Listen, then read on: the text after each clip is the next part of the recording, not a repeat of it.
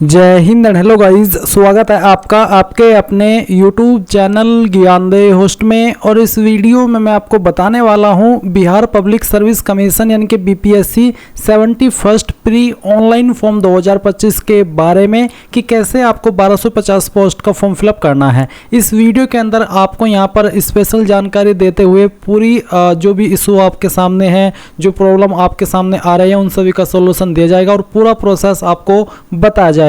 And guys मैं आपको बता दूं कि वैसे तो मैं इसके फॉर्म फिलअप की वीडियो ऑलरेडी बना चुका था, बट मैं देख रहा हूं कि लगातार आपके सामने वेबसाइट में कोई ना कोई इशू आ रहा है, कोई ना कोई प्रॉब्लम आप फेस कर रहे हैं, जैसे कि क्वालिफिकेशन की जानकारी फिल करने में या फिर आपके डॉक्यूमेंट्स अपलोड करने में, फोटो अपलोड करने में। तो इन सभी का सोल्यूशन आपको कमेंट के माध्यम से कि करके देना पॉसिबल नहीं हो पाता, इसलिए स्पेशल वीडियो आपके लिए बनाई जा रही है। अभी यहाँ पर एक लेटेस्ट इशू ये आ रहा है कि वेबसाइट ओपन नहीं हो रही है और आपके सामने सर्विस अनअवेलेबल का एक एरर आ रहा है। तो गाइज ये वेबसाइट का टेक्निकल एरर है, जो कि जब वेबसाइट के ऊपर काफ़ी संख्या में कैंडिडेट विजिट करते हैं कुछ इस तरह का एरर आ जाता है, वेबसाइट अंडर मेंटेनेंस चली जाती है। तो ये जो एरर है ये लॉन्ग टाइम तक नहीं रहेगा, कुछ टाइम के अंदर ये सही हो जाएगा और वेबसाइट सही से ओपन होने लगेगी। तो अगर इस तरह का कोई एरर आपके सामने अभी आ रहा है तो आपको थोड़ा सा वेट कर लेना है। इसके बाद गाइज आपको जो मैंने लिंक इस वीडियो के डिस्क्रिप्शन में दिया है आप ओपन करिएगा। ओपन करने के बाद आपके सामने भर्ती की पूरी इन्फॉर्मेशन आ जाएगी।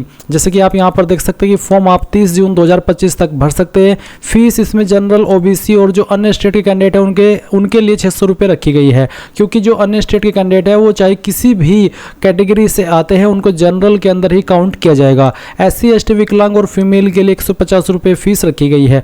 कौन सी पोस्ट किस डिपार्टमेंट में किस कैटेगरी में है वो आप यहाँ पर चेक कर सकते हैं। इसके अलावा आप यहाँ पर जो बाकी की इन्फॉर्मेशन है जैसे कि एग्जाम पैटर्न, सिलेक्शन प्रोसेस, ये सब देख सकते हैं। तो सभी जानकारी चेक करते हुए आप यहाँ पर इंपोर्टेंट लिंक के सेक्शन में आएंगे और अप्लाई ऑनलाइन लिंक ओपन करेंगे। अब आपके सामने ये ऑफिशियल वेबसाइट आ जाएगी जहाँ से आपको अप्लाई करना है। यहाँ पर आ जाने के बाद में गाइज सबसे पहले इसमें आप रजिस्टर होंगे, यानी कि आपको वन टाइम रजिस्ट्रेशन, जिसके ये फायदा होगा कि आप फ्यूचर में जो भी BPSC की इस वेबसाइट का इस्तेमाल करके फॉर्म भरेंगे उसमें आपको दोबारा से नया रजिस्ट्रेशन करने की आवश्यकता नहीं पड़ेगी। आप इसी लॉगिन इन्फॉर्मेशन का इस्तेमाल करके कोई भी फॉर्म भर सकते हैं। अगर आपने पहले से इसके ऊपर रजिस्ट्रेशन करके रखा है तो फिर आपको रजिस्ट्रेशन करने की आवश्यकता नहीं है। आप डायरेक्टली आपका रजिस्टर्ड ईमेल या फिर मोबाइल नंबर या फिर यूजर नेम यहाँ पर डालेंगे। उस वक्त आपने जो पासवर्ड बनाया था वो यहाँ पर डालेंगे और लॉगिन कर लेंगे। पर गाइज क्योंकि आप फ्रेशर है, आपने इस वेबसाइट का इस्तेमाल करके अभी तक कोई फॉर्म नहीं भरा, तो पहले आपको इसमें रजिस्ट्रेशन यानी कि वन टाइम रजिस्ट्रेशन करना होगा। तो आप यहाँ पर न्यू रजिस्ट्रेशन इसके ऊपर क्लिक करेंगे। इसके ऊपर क्लिक करने के बाद आपके सामने इस तरह से इंस्ट्रक्शंस आएंगे, ये सभी आपको चेक करते हुए यहाँ पर इसको क्लोज कर देना है। अब आप सबसे पहले यहाँ पर आपकी ईमेल आईडी डालेंगे जो कि आप रजिस्टर करना चाहते हैं। फिर आप गेट OTP इसके ऊपर क्लिक करेंगे। आपकी ईमेल के ऊपर OTP सेंड किया जाएगा, वो OTP आप यहाँ पर इस वाले सेक्शन में डालेंगे और वेरीफाई OTP कर देंगे। सेम वे में आप मोबाइल नंबर डालेंगे जो कि आप रजिस्टर करना चाहते हैं, गेट OTP करेंगे, OTP आएगा वो यहाँ पर डाल देना है और वेरीफाई OTP इसके ऊपर क्लिक कर देना है। गाइज यहाँ पर मैं आपको बताना चाहूंगा कि जो आपका OTP है ईमेल वाला, अगर आपको वो इनबॉक्स के अंदर नहीं देखने को मिले तो आपकी ईमेल के अंदर जो स्पैम फोल्डर है वो आपको चेक करना है। उसमें आपको आपकी ईमेल मिल जाएगी जहां पर OTP दिया गया है। और जो आपने नंबर यहाँ पर डाला है इसमें OTP वेरिफिकेशन के लिए, ये नंबर आपका आधार कार्ड के साथ में भी लिंक होना चाहिए, नहीं तो आपको आगे चल करके प्रॉब्लम फेस करनी पड़ेगी। इसके बाद गाइज आप यहाँ पर एक पासवर्ड बनाएंगे अपनी मर्जी से। तो जो भी पासवर्ड आप बनाना चाहते हो यहाँ पर डाल दीजिए और उसको दोबारा डाल करके आप यहाँ पर वेरीफाई कर लीजिए। ये करने के बाद आप यहाँ पर नीचे की तरफ अपनी अन्य इन्फॉर्मेशन भरेंगे, जैसे कि कैंडिडेट नेम। तो जो भी आपका नाम है 10th के सर्टिफिकेट के अकॉर्डिंग वो आप यहाँ पर भर दीजिए। इस नाम को दोबारा डाल करके आपको यहाँ पर वेरीफाई कर देना है। फिर आप यहाँ पर फादर नेम एंटर करेंगे। फादर नेम भी आपको 10th के सर्टिफिकेट के अकॉर्डिंग ही भरना होगा। इस नाम को भी दोबारा डाल करके आप यहाँ पर वेरीफाई कर देंगे और सभी की सभी जानकारी इंग्लिश के कैपिटल लेटर में आपको फिल करनी है। इसके बाद यहाँ पर आपको माताजी का नाम देना है। माताजी का जो नाम है आपकी वो भी आपको इंग्लिश के कैपिटल लेटर में 10वीं के सर्टिफिकेट के अकॉर्डिंग भरना है। फिर जो आपकी डेट ऑफ बर्थ है वो भी आपको यहाँ पर 10th के सर्टिफिकेट के अकॉर्डिंग ही भरनी होगी। पहले आप यहाँ से जो भी आपका ईयर है बर्थ का वो सिलेक्ट कीजिए, जैसे कि मैं आपको यहाँ पर सिलेक्ट करके दिखाने वाला हूँ। फिर यहाँ से आपका मंथ और उसके बाद में डे, तो आपका डेट ऑफ बर्थ आ जाएगा। अगेन आपको यहाँ पर आपकी डेट ऑफ बर्थ सिलेक्ट करनी होगी और इसको वेरीफाई करना होगा। पहले ईयर, फिर यहाँ से आपका मंथ और उसके बाद में डे, तो आपका डेट ऑफ बर्थ आ जाएगा। फिर नीचे की तरफ आप देखेंगे जेंडर, आपको आपका जेंडर सेलेक्ट करना है, इसको दोबारा सेलेक्ट करके वेरीफाई करना है। आईडी टाइप में आपको कोई एक आईडी सेलेक्ट कर लेनी है, जैसे कि आधार कार्ड, पैन कार्ड या फिर ड्राइविंग लाइसेंस, जो भी आप देना चाहते हो वो आप सिलेक्ट कर ले। अगर आधार कार्ड सेलेक्ट किया है तो फिर आधार का नंबर डालिए, उस आधार नंबर को दोबारा डाल करके यहाँ पर वेरीफाई कर दीजिए। उसके बाद आपसे पूछा है which year did you complete your 10th matric, कौन से साल के अंदर आपने आपकी 10वीं कंप्लीट की है, वो साल आपको यहाँ पर सिलेक्ट करना होगा।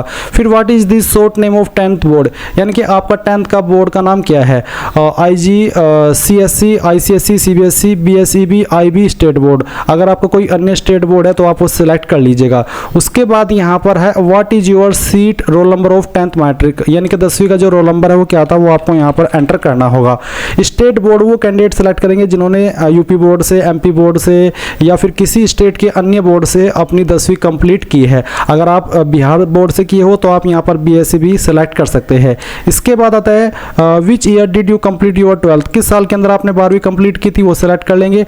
What is your blood group, guys यहाँ पर ब्लड ग्रुप आप सभी से पूछे और ये ऑप्शन का आंसर करना भी अनिवार्य है। अगर आपको आपका ब्लड ग्रुप नहीं पता तो ऐसे में क्या करेंगे, या तो आप अपना ब्लड टेस्ट करा लीजिए, या फिर अगर आप अभी नहीं देना चाहते, आपको नहीं पता, तो आप यहाँ पर NA यानी कि नॉट अवेलेबल ये लिख दीजिएगा। पर अगर आपको यहाँ पर पता है कि आपका ब्लड ग्रुप क्या है तो आप यहाँ पर ब्लड ग्रुप लिख सकते हैं। उसके बाद what is your favourite sports person, आपका फेवरेट स्पोर्ट्स पर्सन कौन है वो आपको यहाँ पर एंटर कर देना है आपकी चॉइस के अकॉर्डिंग, तो जो भी है वो आप यहाँ पर लिख दीजिएगा। उसके बाद आप यहाँ पर जो कैप्चा है आपके सामने वो डालेंगे और रजिस्टर के ऊपर क्लिक करेंगे। अब यहाँ पर आपके सामने है कि are you sure you want to redirect to DigiLocker, तो आप यहाँ पर क्या डिजिलॉकर के लिए रिडायरेक्ट होना चाहते हैं, तो आप यहाँ पर यस करिए। यस करने के बाद में आपको डिजिलॉकर के ऊपर साइन किया जाएगा। अभी आप यहाँ पर डिजिलॉकर के ऊपर साइन इन करेंगे, तो किस माध्यम से साइन इन होना चाहते हैं वो आप देख लीजिए। रजिस्टर मोबाइल नंबर और पिन, या फिर यूजर नेम, या उसके अलावा पिन, या फिर अदर का ऑप्शन भी है जिसमें कि आप यहाँ पर कोई एक ID सेलेक्ट कर लेंगे, फिर उसका नंबर और फिर आपका पिन, और फिर यहाँ पर टिक करके साइन इन हो जाएंगे। पर गाइज अगर आपने इस डिजिलॉकर की जो वेबसाइट है इसके ऊपर अकाउंट बना करके नहीं रखा, आप फ्रेशर है, तो आप यहाँ पर साइन अप करेंगे। साइन अप करने के लिए आप यहाँ पर साइन अप के ऊपर क्लिक करके इस वाले इंटरफेस पर आएंगे। यहाँ पर आपको आपका मोबाइल नंबर डालना है जो कि आप रजिस्टर करना चाहते हैं, जनरेट OTP करना है, OTP वेरिफिकेशन होगा। उसके बाद में फुल नेम डालेंगे, आपका डेट ऑफ बर्थ सिलेक्ट कर लेंगे, जेंडर सेलेक्ट करेंगे, अपना यूजर नेम बनाएंगे अपनी मर्जी से, फिर एक पिन बनाएंगे और उस पिन को दोबारा डाल करके वेरीफाई कर देंगे। And then I consent to terms to use, इसके ऊपर टिक करके वेरीफाई कर देंगे। इसके बाद गाइज आपका डिजिलॉकर अकाउंट बन जाएगा और फिर वो जैसे ही बन जाए आप उसका इस्तेमाल करके यहाँ पर इसमें साइन इन हो जाइएगा। इसके बाद गाइज जो नंबर आपका डिजिलॉकर अकाउंट पर आपने रजिस्टर किया है उसके ऊपर एक OTP जाएगा, वो आप यहाँ पर डालिए और साइन इन इसके ऊपर क्लिक कीजिए। इसके ऊपर क्लिक करने के बाद में यहाँ पर प्रोसीड विद KYC, आपको आपका आधार नंबर डालना है और वेरीफाई इसके ऊपर क्लिक करना है। जैसे ही आपका यहाँ पर KYC हो जाए तो आप यहाँ पर रिटर्न टू BPSC ऑनलाइन इसके ऊपर क्लिक करेंगे और यहाँ से आप यस कर देंगे। यस करने के बाद में आपको यहाँ पर इसी वेबसाइट के ऊपर सेंड किया जाएगा। और अगर आप यहाँ पर डायरेक्टली मेन डैशबोर्ड पर नहीं पहुँच पाते तो आपको यहाँ पर इसमें लॉगिन वाले सेक्शन का इस्तेमाल करके लॉगिन हो जाना है, यानी कि आपको आपका रजिस्टर ईमेल या नंबर इस्तेमाल करना है, आपने जो पासवर्ड बनाया था वो डालना है और लॉगिन के ऊपर क्लिक करना है। इसके बाद यहाँ पर लॉगिन करने के लिए आप ये कैप्चा कोड डालेंगे और प्रोसीड के ऊपर क्लिक कर देंगे। इसके बाद गाइज यहाँ पर अगेन आपको बोला जा रहा है कि क्या आप डिजिलॉकर के लिए रिडायरेक्ट होना चाहते हैं, अगर हाँ तो यस, नहीं तो आप नो करेंगे। नो करने के बाद में आपके सामने यहाँ पर आपका डैशबोर्ड आ जाएगा, क्योंकि गाइज हम जो डिजिलॉकर का प्रोसेस है वो पहले ही कंप्लीट कर चुके हैं। तो अब आपके सामने यहाँ पर होम का इंटरफेस आएगा जैसे कि आप वीडियो में देख सकते हैं। अभी आप यहाँ पर प्रोफाइल क्रिएशन इसके ऊपर क्लिक करेंगे। इसके ऊपर क्लिक करने के बाद यहाँ पर कुछ जानकारी आपकी भरी हुई है और कुछ जानकारी आपको भरनी है, जैसे कि आपका जो हिंदी नेम है वो आपको यहाँ पर 1.2 में डाल देना है, यानी कि आपको आपका नाम हिंदी के अंदर लिखना है, जैसे कि मैं आपको यहाँ पर लिख करके दिखा रहा हूँ। अगर ये इसमें सही से नहीं आ रहा है, जैसे कि आप यहाँ पर वीडियो में देख सकते हैं कि सजेशन सही से नहीं आ रहे हैं, तो आप यहाँ पर खुद से आपका नाम कहीं और पर लिख करके उसको यहाँ पर पेस्ट कर सकते हैं। इसके बाद में यहाँ पर आपके सामने मैरिटल स्टेटस, तो मैरिड, अदर या फिर अनमैरिड, जो भी स्टेटस है वो आप सिलेक्ट कर लेंगे। इसको दोबारा सिलेक्ट करके आप वेरीफाई कर देंगे। फिर आप यहाँ पर नीचे की तरफ आएंगे और देखेंगे इसमें बॉडी आइडेंटिफिकेशन मार्क, आपकी बॉडी के ऊपर वो निशान जिससे आपकी बॉडी की पहचान होती हो, ये निशान आपकी बॉडी के ऊपर कहीं पर भी हो सकता है, उस निशान के बारे में आप यहाँ पर लिख दीजिएगा। ये लिखने के बाद में पूछे कि have you ever changed your name, क्या आपने कभी आपका नाम बदला है? अगर हाँ तो यस, नहीं तो आप नो करेंगे। अगर बदला है तो यस करने के बाद में जो आपने नाम बदला है यानी कि बदलने के बाद जो आपका नाम हुआ है वो आप यहाँ पर लिखेंगे, नहीं बदला है तो आप नो कर दीजिए। फिर are you a citizen of India, तो आप इसमें यस कर देंगे कि हाँ मैं इंडिया का सिटीजन हूँ। फिर आपसे पूछा है कि क्या आप बिहार राज्य के स्थायी मूल निवासी है? अगर आप बिहार के मूल निवासी है तो आप यस करेंगे। और उसके बाद में आपसे पूछा है दोबारा से, इसको टिक करके आपको वेरीफाई कर देना है। फिर है रेसिडेंट सर्टिफिकेट नंबर, यानी कि जो आपका निवास प्रमाण पत्र है उसका जो सर्टिफिकेट नंबर है वो आपको डालना है और किस डेट में सर्टिफिकेट बना है वो डेट आपको यहाँ पर सिलेक्ट कर लेनी है। आपको आपका सर्टिफिकेट चेक करना है, उसके ऊपर ये डेट लिखी होती है। उसके बाद कास्ट कैटेगरी डिटेल, क्या आप किसी आरक्षित कोटि से है? अगर हाँ तो यस, और यस करने के बाद में फिर बताएंगे कि आपकी इनमें से कौन सी आरक्षित कैटेगरी है, SC ST EBC BC जो भी है वो ये आपको सिलेक्ट करनी है। मैं डेमो के लिए जानकारी आपको भर करके दिखा रहा हूँ, उसको दोबारा सिलेक्ट करके वेरीफाई करना होगा। फिर आपकी जो कास्ट नेम है वो आपको यहाँ पर सिलेक्ट करनी होगी। उसके बाद में कास्ट सर्टिफिकेट नंबर देना होगा, कब आपका कास्ट सर्टिफिकेट जारी हुआ है वो डेट आपको यहाँ पर सिलेक्ट कर लेनी है। ये सब इन्फॉर्मेशन आपकी कास्ट सर्टिफिकेट की और किस डेट में जारी हुआ है उसकी सर्टिफिकेट के ऊपर आपको देखने को मिल जाएगी। कोई इशू आए उसमें तो आप कमेंट के माध्यम से पूछ लेना।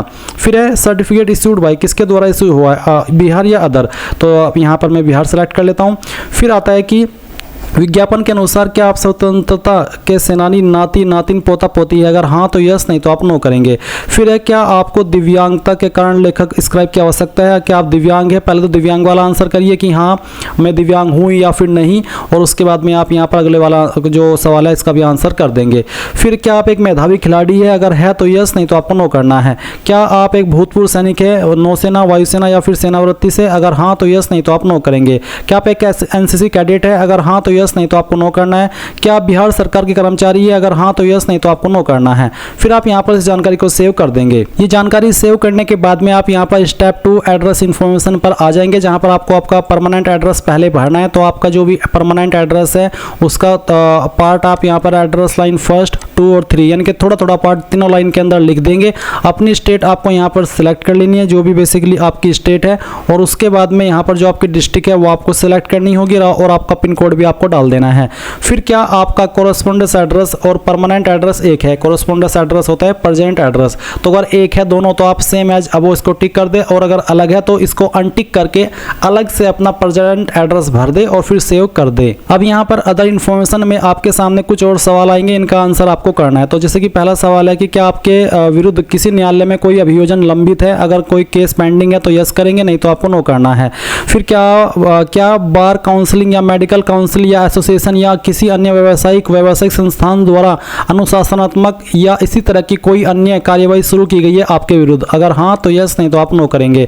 फिर क्या आपके विरुद्ध सरकारी अर्ध सरकारी संगठनों द्वारा कोई अनुशासनात्मक कार्यवाही शुरू की गई है? अगर हाँ तो यस, नहीं तो आपको नो करना है। फिर क्या आपके खिलाफ कोर्ट केस दायर किया गया था? अगर हाँ तो यस, नहीं तो आपको नो करना है। फिर यहाँ पर क्या आपको BPSC UPSC या फिर अन्य PCS किसी अन्य संगठन द्वारा आयोजित परीक्षा चयन के लिए वर्जित या काली सूची में डाला गया, यानी कि क्या आपको ब्लैक लिस्ट किया गया? अगर हाँ तो यस, नहीं तो आपको नो करना है। फिर यहाँ पर आपको पुरस्कार पदक छात्रवृत्ति आदि का विवरण देना है। टीम खेल स्पोर्ट्स NCC हिच हाइकिंग पर्वतारोहण आदि अगर आपने किया है कुछ इसमें से तो आप यहाँ पर उसके बारे में 100 कैरेक्टर की लिमिट रखते हुए उसके बारे में डिटेल्स दे सकते हैं। कोई स्कूल कॉलेज में आपकी जो पोजीशन आई थी वो आप बता सकते हैं। कोई अन्य आपने एक्टिविटी की हो उसके बारे में आप बता सकते हैं, नहीं तो आप इसको सेव कर दीजिएगा, कोई जानकारी भरने की आवश्यकता नहीं है। उसके बाद आप स्टेप 4 पर क्लिक करेंगे जो कि है क्वालिफिकेशन इन्फॉर्मेशन। तो यहाँ पर आ जाने के बाद में आपको यहाँ पर अपनी जानकारी भरनी है। तो आप यहाँ पर नीचे की तरफ आएंगे और सबसे पहले आपको इसमें 10वीं की इन्फॉर्मेशन देनी होगी। तो आप 10th सेलेक्ट कर ले, उसके बाद में आपको यहाँ पर भी 10th सेलेक्ट करना है। इसके बाद यहाँ पर जो सब्जेक्ट ब्रांच है इसके ऊपर एप्लीकेबल नहीं होता तो आप इसको रहने दीजिए। उसके बाद आप यहाँ पर बताइए कि आपने कौन सी स्टेट से आपकी जो 10वीं है वो की है, उस स्टेट को आपको यहाँ पर सिलेक्ट करना होगा। उसके बाद में आपको यहाँ पर आपका बोर्ड सेलेक्ट कर लेना है, तो जो भी आपका बोर्ड है वो आप सिलेक्ट कर लीजिएगा। उसके बाद में आपने जो क्वालिफिकेशन है वो आपने पास कर लिया है या अभी आप कर रहे हैं, तो मैं यहाँ पर इसको पास सेलेक्ट कर लेता हूँ। फिर date of qualification completion qualification यानी कि कब आपने आपकी 10वीं कंप्लीट कर ली थी वो आपको यहाँ पर बताना है। तो आप इस तरह से आपका जो डिटेल है वो सिलेक्ट कर लेंगे, यानी कि पासिंग डेट आपको बतानी होगी। तो जिस डेट में की है वो आप सिलेक्ट कर लेंगे। अगर कोई एक्स्ट्रा अटैम्प्ट आपने किया है तो आप यहाँ पर उसके बारे में इंफॉर्मेशन देंगे। अगर आपने नहीं किया है अतिरिक्त प्रयास तो आप यहाँ पर आपको बोला प्लीज़ एंटर ओनली नंबर, तो बेसिकली यहाँ पर आपको 0 लिख देना है कि मैंने कोई अतिरिक्त प्रयास नहीं किया है। ऑब्टेन्ड मार्क्स, कितने नंबर आपको आए थे वो आप यहाँ पर डालेंगे और कितने में से आए थे वो आप यहाँ पर टोटल मार्क्स में भर देंगे। अगर आपके नंबर CGPA के अंदर है, ग्रेड के अंदर है, तो आप यहाँ पर इसमें बोला है for CGPA grade and respective percentage value, तो उनको बेसिकली उनको नंबर के अंदर कन्वर्ट करके यहाँ पर वो भरना होगा। तो जो भी आपकी परसेंटेज है वो आप यहाँ पर डाल दीजिएगा। फिर नंबर ऑफ एकेडमिक मंथ, तो कितने एकेडमिक मंथ है, बेसिकली 10वीं को 12 मंथ में काउंट किया जाता है, तो आप इसको 12 सेलेक्ट कर लीजिएगा। इसके बाद में क्लास ग्रेड, किसके क्या आपकी क्लास थी, फर्स्ट डिवीज़न पास, सेकंड डिवीज़न या फिर थर्ड, तो मैं यहाँ से फर्स्ट डिवीज़न सेलेक्ट कर लेता हूँ। जो भी आपकी डिवीज़न है वही आपको सेलेक्ट करनी होगी। मोड क्या था, डिस्टेंस, कोरेस्पोंडेंस, ट्रेडिशनल या रेगुलर, तो यहाँ पर मेरी रेगुलर थी, मैंने इसको सेलेक्ट किया। अब यहाँ पर आपको सीट रोल नंबर, 10वीं का जो रोल नंबर है वो आपको एंटर कर देना है। ये एंटर करने के बाद में किस साल के अंदर आपने पास कर ली थी, आपको बोला ईयर ऑफ पासिंग, किस साल के अंदर आपने पास की थी वो साल सेलेक्ट कर लीजिए।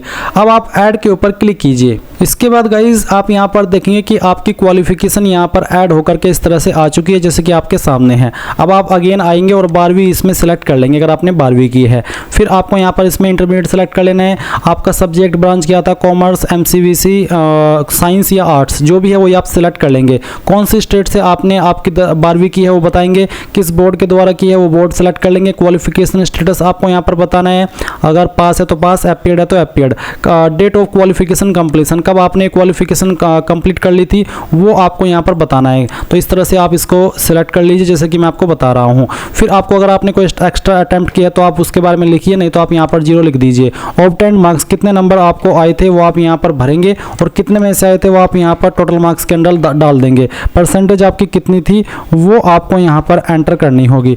इसके बाद में आप यहाँ पर देखेंगे कितने मंथ का ये था, तो इसमें इसको 24 मंथ में काउंट किया जाता है, तो आप यहाँ पर 24 मंथ सेलेक्ट कर लीजिएगा। उसके बाद में आपकी डिवीज़न क्या थी वो बताइए। मोड आपको सेलेक्ट कर लेना है, रेगुलर अगर आपने रेगुलर की है। कंपलसरी सब्जेक्ट्स यहाँ पर आपको बताने, बेसिकली इसमें यही ऑप्शन है, तो अगेन जिस भी स्ट्रीम में आपने आपकी 12वीं की है वो आप सिलेक्ट कर लेंगे। और उसके बाद में यहाँ पर ऑप्शनल सब्जेक्ट है, तो अगर ऑप्शनल है कुछ तो आप सिलेक्ट कर ले, नहीं तो आप इसको ऐसे ही छोड़ दे। उसके बाद यहाँ पर आपको आपकी जो 12वीं है उसका रोल नंबर एंटर करना है, किस साल के अंदर पास कर ली थी वो साल सेलेक्ट कर लेंगे और ऐड के ऊपर क्लिक करके इसको ऐड कर देंगे। ये जानकारी भी आपकी यहाँ पर ऐड हो जाएगी। अब आपको यहाँ पर अपनी अन्य क्वालिफिकेशन देनी है, तो कोई एसोसिएट है, एसोसिएट मेंबर, बिलो एसएससी है, सर्टिफिकेट है, कोई डिप्लोमा है, या फिर अगर आपने जो ग्रेजुएशन है वो की है, तो अगर आपने डायरेक्टली ग्रेजुएशन की है तो आप यहाँ पर ग्रेजुएशन सेलेक्ट करेंगे, और अगर आपने कोई डिप्लोमा किया है, PG डिप्लोमा, तो वो आप सिलेक्ट कर लेंगे। अभी मान लीजिए आपको ग्रेजुएशन की जानकारी देनी है तो आप यहाँ पर ग्रेजुएट सेलेक्ट कर लीजिएगा। फिर आपको नेम ऑफ क्वालिफिकेशन के अंदर बताना है कि आपने इनमें से कौन सी क्वालिफिकेशन की है। काफ़ी सारे विकल्प आपको यहाँ पर क्वालिफिकेशन के देखने को मिल जाएंगे जैसे कि आप यहाँ पर वीडियो में देख सकते हैं। क्वालिफिकेशन सेलेक्ट करने के बाद में यहाँ पर आपको सब्जेक्ट ब्रांच के ऊपर आना है और आपको बताना है कि आपकी सब्जेक्ट, आपकी ब्रांच या फिर आपका डिसिप्लिन कौन सा है जिसमें आपने ये जो क्वालिफिकेशन अपनी ग्रेजुएशन की सिलेक्ट की है वो पास की है, वो आपको यहाँ पर सिलेक्ट कर लेनी है। इसके बाद में गाइज आप यहाँ पर देखेंगे स्टेट, तो जो भी स्टेट से पास किया वो स्टेट आपको बतानी होगी। बोर्ड, यूनिवर्सिटी आपको बताना होगा, इनमें से जो भी आपका बोर्ड या फिर यूनिवर्सिटी है। अगर इसमें आपका नहीं है तो आप यहाँ पर देखेंगे इसमें कहीं ना कहीं आपको अदर का ऑप्शन देखने को मिलेगा। इसमें गाइज अदर का ऑप्शन नहीं है और इन्होंने बहुत बड़ी गलती कर दी है कि इसमें इन्होंने अदर का ऑप्शन नहीं दिया, क्योंकि सभी यूनिवर्सिटी मुझे नहीं लगता कि यहाँ पर लिस्टेड है।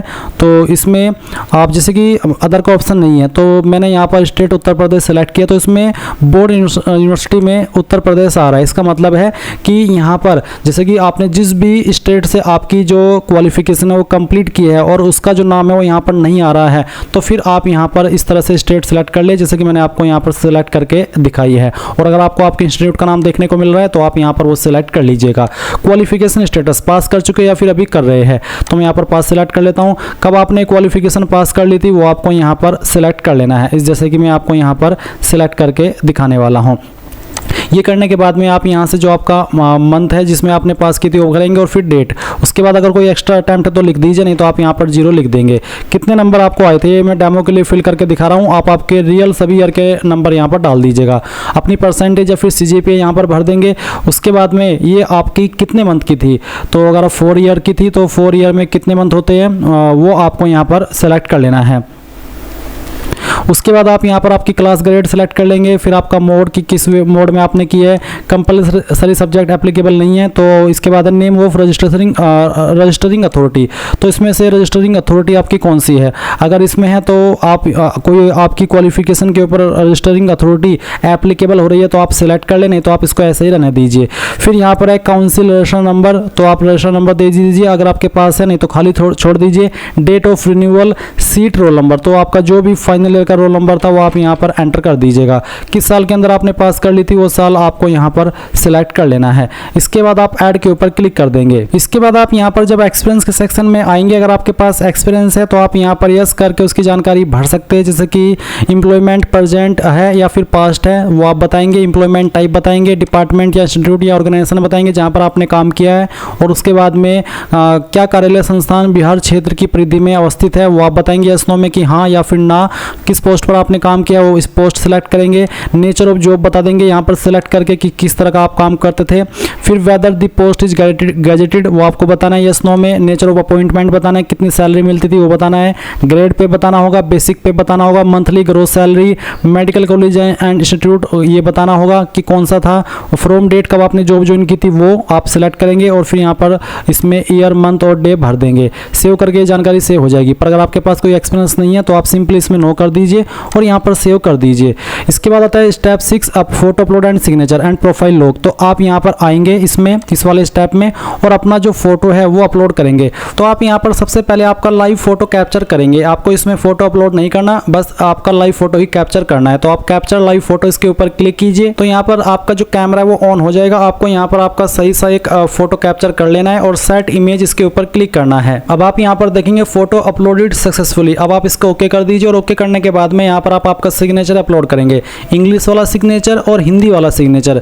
आपका जो एक सिग्नेचर का साइज है वो 20 KB से कम रहना चाहिए, और उसकी जो वाइड है यानी कि जो उसकी चौड़ाई है वो 150 पिक्सल से लेकर के 220 पिक्सल के बीच में होनी चाहिए, और जो उसकी लंबाई है वो 250 पिक्सल से लेकर के 320 पिक्सल के बीच में होनी चाहिए। सेम आपकी हिंदी वाले सिग्नेचर के लिए भी रखी है। इंग्लिश वाला सिग्नेचर आपका कुछ भी हो सकता है जो आप करते हैं, और हिंदी वाला सिग्नेचर बेसिकली आपका नाम ही रहता है। तो आप यहाँ पर चूज फाइल के ऊपर क्लिक करेंगे और दिए गए इंस्ट्रक्शंस के अकॉर्डिंग अपनी फाइल यहाँ पर अपलोड करेंगे। अगर आपको बनाना नहीं आता कैसे बनाएंगे वो आप जान लीजिए। गूगल के अंदर आइए और आपको सर्च करना है इमेज रिसाइजर। तो आपको यहाँ पर इमेज रिसाइजर सर्च करने के बाद में काफ़ी वेबसाइट देखने को मिलेगी। आप पहले वाली वेबसाइट ओपन कर लीजिएगा, फिर आप सिलेक्ट इमेज इसके ऊपर क्लिक कीजिएगा, और उसके बाद में जो भी आपका सिग्नेचर है वो आपको सिलेक्ट करना है। जैसे कि डेमो के लिए मैं यहाँ पर आपको एक सिग्नेचर सेलेक्ट करके उसी से आगे का जो प्रोसेस है बनाने का वो दिखाने वाला हूँ। तो मैंने इसको सेलेक्ट किया, ओपन किया, इस तरह से आपका सिग्नेचर भी आ जाएगा। फिर आप लोग एस्पेक्ट रेशियो इसको अनटिक करेंगे। इसमें जो वाइड है वो कितनी बोली गई है आपको, वो बोली है आपकी 150 से 220। तो चलिए मैं यहाँ पर इसमें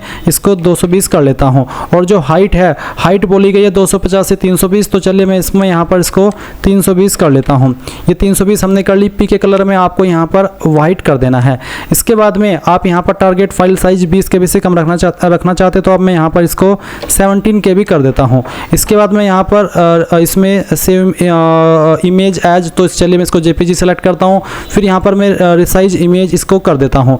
अब ये करने के बाद में यहाँ पर इस तरह से आपका इमेज बन करके तैयार होगा। आप डाउनलोड इमेज इसके ऊपर क्लिक कीजिए। ये फाइल आपकी डाउनलोड हो चुकी है। अभी आप यहाँ पर आएंगे, चूज फाइल के ऊपर क्लिक करेंगे। जहाँ पर अभी फाइल आपने डाउनलोड की है उसको सेलेक्ट करेंगे, ओपन करेंगे।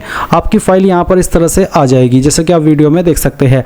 और उसके बाद आप सेम वे में आपका हिंदी का सिग्नेचर सेलेक्ट करेंगे और फिर आप यहाँ पर सेव के ऊपर क्लिक करेंगे। सेव के ऊपर क्लिक करने के बाद देखेंगे सिग्नेचर इमेज अपलोडेड सक्सेसफुली। अब आप यहाँ पर आई एग्री के ऊपर क्लिक करेंगे और उसके बाद में सबमिट एंड लॉक प्रोफाइल इसके ऊपर क्लिक करेंगे। गाइज यहाँ पर अगर आप सबमिट एंड लॉक प्रोफाइल का जो ऑप्शन है वो एक्टिव नहीं देख पा रहे हैं और आपके सामने यहाँ पर जो स्टेप 4 है क्वालिफिकेशन इन्फॉर्मेशन का वो रेड आ रहा है, तो आपको क्या करना है, यहाँ पर आना है। और यहाँ पर आने के बाद में जो आपने आपकी क्वालिफिकेशन भरी है, क्वालिफिकेशन की जानकारी ऐड करने के बाद में आपको उसको सेव करना होगा। जैसे कि मैं आपको दिखाता हूँ कैसे। अगर आप उसको मिस कर गए थे तो मैं आपको अगेन दिखाता हूँ। मैंने यहाँ पर आप जो डिग्री की क्वालिफिकेशन है वो भर रखी है। मैं इसको ऐड के ऊपर आता हूँ, यानी कि एडिट के ऊपर आता हूँ। तो इस तरह से आपके सामने ऑप्शन आएंगे, आपने सभी जानकारी भर ली। अब आप इसको पहले यहाँ पर सेव करिए। सेव करने के बाद में are you sure you want to save the qualification information, और इसको आप कंफर्म कर दीजिए। जब आप इसको कंफर्म कर देंगे तो ही ये क्वालिफिकेशन यहाँ पर ऐड हो पाएगी। और फिर आपके सामने ये जो स्टेप 4 पर क्वालिफिकेशन के सेक्शन में रेड का ऑप्शन आ रहा है वो हट जाएगा। और उसके बाद आप यहाँ पर आपके photo signature and profile lock वाले ऑप्शन पर आएंगे, और यहाँ पर आने के बाद में आप इसको टिक करेंगे। मैं यहाँ पर प्लीज़ अपलोड एंड सेव, तो चलिए मैं इनको फोटो साइन को सेव कर देता हूँ। अब मैं यहाँ पर इसके ऊपर टिक करता हूँ। अब देख लीजिए सबमिट एंड लॉक प्रोफाइल का ऑप्शन एक्टिव हो चुका है। सबमिट एंड लॉक प्रोफाइल पर क्लिक करने से पहले आपने जो भी जानकारी भरी है उनको अच्छे से चेक कर ले, देख ले कि हाँ मैंने सभी जानकारी भर दी जो कि मुझे भरनी थी, तभी आप इसके ऊपर क्लिक कीजिए। इसके बाद गाइज आप यहाँ पर न्यू एप्लीकेशन के सेक्शन पर क्लिक करेंगे और आपको यहाँ पर 71st CCE/2025 वैकेंसी देखने को मिल जाएगी। तो अब आप यहाँ पर एक्शन के नीचे जो व्यू है इसके ऊपर क्लिक कीजिएगा। फिर जो आपने यहाँ पर अपना एडवर्टाइजमेंट नंबर चेक किया होगा वो आप देख सकते हैं, ये आपका कौन सा एडवर्टाइजमेंट नंबर है। अभी आप क्या करेंगे, चेक एडवर्टाइजमेंट क्राइटेरिया, इसके ऊपर क्लिक करेंगे। इसके ऊपर क्लिक करने के बाद जो आपने इसमें OTR के समय जानकारी भरी थी वो सभी आपके सामने आएगी। और नीचे की तरफ आप यहाँ पर देख सकते हैं आपसे कुछ और जानकारी ली जा रही है। जैसे कि एक सवाल है कि do want to opt out concession fee, यानी कि जो SC ST को कम फीस पे करनी पड़ती है, और अगर आप SC ST है तो क्या आप वो कंसेशन फी नहीं देना चाहते, यानी कि आप पूरी फीस देना चाहते हैं। अगर आप पूरी फीस देना चाहते हैं तो आप यहाँ पर यस करेंगे, और अगर आप जो आपकी कैटेगरी के ऊपर फीस एप्लीकेबल हो रही है वही फीस देना चाहते हैं तो आपको नो कर देना है। अगर आप यस करेंगे तो फिर आपको यहाँ पर देख सकते हैं कंसेशन फी 150 है, और विदाउट कंसेशन फीस आपको 600 रुपये देने पड़ते हैं। तो मैं यहाँ पर नो कर देता हूँ। फिर यहाँ पर सवाल है कि enter previous attempts of appearing in competitive examination conducted by BPSC, enter 0 if you are not Bihar government employee. अगर आप बिहार गवर्नमेंट के एम्प्लॉय नहीं है तो आप यहाँ पर 0 एंटर करेंगे। और गाइज अगर आपने जो कॉम्पिटिटिव एग्जाम है कोई दिया है BPSC का तो आप यहाँ पर उसकी संख्या डालेंगे, नहीं तो आप यहाँ पर वैसे भी 0 डाल सकते हैं। फिर यहाँ पर सवाल है कि enter certificate number of matric certificate marksheet for DOB। तो बेसिकली यहाँ पर आपका जो सर्टिफिकेट नंबर है मैट्रिक सर्टिफिकेट का वो आपको डालना है। फिर उसके बाद में enter issue date of matric certificate, आपका जो 10वीं का सर्टिफिकेट है वो कब इशू हुआ था वो डेट आप यहाँ पर एंटर कर देंगे। फिर यहाँ पर सवाल आता है enter full address of places where candidate stayed more than 6 month in last 3 year, यानी कि कैंडिडेट पिछले 3 साल के अंदर जिस भी जगह पर 6 महीने से ज़्यादा रहा है उस जगह का आपको यहाँ पर एड्रेस देना होगा। अगर आप यहाँ पर आपके जो मेन एड्रेस है, जो आपका जो भी एड्रेस है घर का परमानेंट, उसी जगह पर रह रहे हैं पिछले 3 साल से, तो आप उसी का एड्रेस यहाँ पर भर दीजिएगा। फिर enter from date of places where candidate stayed more than 6 month, यानी कि जो आपने यहाँ पर एड्रेस भरा है तो आप उस एड्रेस पर कब से रह रहे हैं। अगर आपने पिछले 3 साल के अंदर कहीं पर भी 6 महीने से ज़्यादा निवास किया है तो फिर आप बताएंगे कि उस जगह पर जो आपने निवास किया है वो किस डेट से स्टार्ट किया था। उसके बाद में enter to date of places where candidate, अब यहाँ पर जो आपने डेट डाली है 8 पॉइंट में, ये तो वो डालिए जब आपने उस जगह पर निवास करना शुरू किया था। और 9 पॉइंट में जो आप डेट डालेंगे आप वो डालेंगे जब तक आपने निवास किया है उस जगह पर। फिर 10 पॉइंट है कि enter full address of places where candidate stayed more than 6 month in last 3 year. फिर इसके बाद आप यहाँ पर 10 पॉइंट में अगेन सेम सवाल देखेंगे जहाँ पर है enter full address of places where candidate stayed more than 6 month in last 3 year, यानी कि अगर कैंडिडेट एक से ज़्यादा जगह पर रहा है तो फिर आप 10 पॉइंट में उसकी जानकारी सेम तरीके से भर देंगे। फिर 13 सवाल है आपका enter full address and name of 2 person who knows the candidate more than 6 month but not in relation, यानी कि आपको यहाँ पर ऐसे 2 बंदों का जो नाम है और जो एड्रेस है वो देना होगा जो कि आपको जानते हो। और ये जो आपको जानते हैं ये आपके रिलेशन के नहीं होने चाहिए, जैसे कि भाई बहन ये सब नहीं होने चाहिए, दोस्त होने चाहिए। तो आपको उन 2 बंदों के नाम देने हैं जो कि आपको 6 महीने से ज़्यादा जानते हैं, उनके नाम भी और उनका एड्रेस भी। फिर आप देखेंगे enter full address and name of 2 person who knows the candidate more than 6 month, यहाँ पर आपको अगेन यही चीज़ बोली गई है। तो आपको क्या करना है 13 पॉइंट में एक बंदे का नाम लिख देना है और 14 पॉइंट में दूसरे बंदे का नाम लिख देना है। तो इस प्रकार से आपके यहाँ पर ये 2 पर्सन हो जाएंगे जो कि कैंडिडेट को या फिर कह लीजिए आपको 6 महीने से ज़्यादा जानते हो, उनका नाम भी और उनका एड्रेस भी। फिर यहाँ पर आप देखेंगे वो वाली पोस्ट जिन पर आप अप्लाई करने के लिए एलिजिबल है। तो चलिए हम यहाँ पर इस तरह से पोस्ट देख सकते हैं, आपको यहाँ पर को टिक करना है, जिस पोस्ट पर भी आपको अप्लाई करना है। उसके बाद में आप यहाँ पर अप्लाई के ऊपर क्लिक करेंगे। अप्लाई पर क्लिक करने के बाद में यहाँ पर अपलोड सिलेक्ट अपलोडेड डॉक्यूमेंट्स का एक ऑप्शन आएगा। अगर आपको यहाँ पर री अपलोड करने के लिए बोला जा रहा है डॉक्यूमेंट, तो आप री अपलोड के ऊपर क्लिक करके री अपलोड कर दीजिएगा। और आप यहाँ पर पहले से अगर डॉक्यूमेंट्स अपने देख सकते हैं तो आपको व्यू अपलोडेड डॉक्यूमेंट के ऊपर क्लिक करके उनको चेक भी कर लेना है इस तरह से, और आप उनको टिक करेंगे। फिर आप आपका एक लाइव फोटो कैप्चर करेंगे। लाइव फोटो कैप्चर करने के बाद आप डिक्लेरेशन में आई एग्री के ऊपर क्लिक करेंगे, नीचे की तरफ आएंगे और एंटर करंट लोकेशन में जहां से आप फॉर्म को भर रहे हैं उस सिटी का नाम आपको देना है, और फिर आप सबमिट एंड पे फीस इसके ऊपर क्लिक करेंगे। इसके बाद में आप देखेंगे your application is saved successfully, please proceed for payment. तो आप ऑनलाइन पेमेंट यहाँ पर सेलेक्ट करके SBI सेलेक्ट कर लेंगे और उसके बाद में आप यहाँ से ओके कर देंगे।